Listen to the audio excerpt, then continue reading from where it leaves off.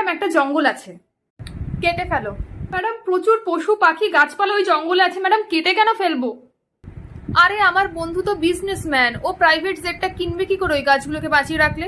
Madam একটা নদী আছে, হ্যাঁ নদীটাকেও কেটে ফেলো। নদী কি করে কাটবো? ও না না, নদীটা তুমি কি করে কাটবে? Yes yes true. আমার যে বন্ধুর ওখানে ফ্যাক্টরিটা হবে না, ওর যে পাইপটা হবে ফ্যাক্টরির, ওই পাইপটাকে কেটে ফেলো, যাতে সমস্ত নোংরা আবর্জনা ডাইরেক্ট নদীতে গিয়ে মেশে। কোথায় ফেলবে বেচারা, কষ্ট হবে না?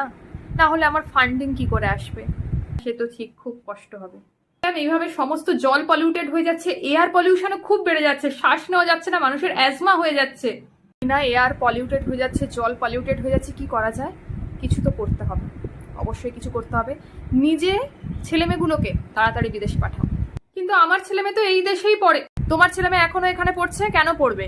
বিদেশে যাবে, সেখানে সাফ সুতরা জল, খাবার সমস্ত কিছু খাবে, সুন্দর হাওয়া নেবে। এখানে কেন থাকবে?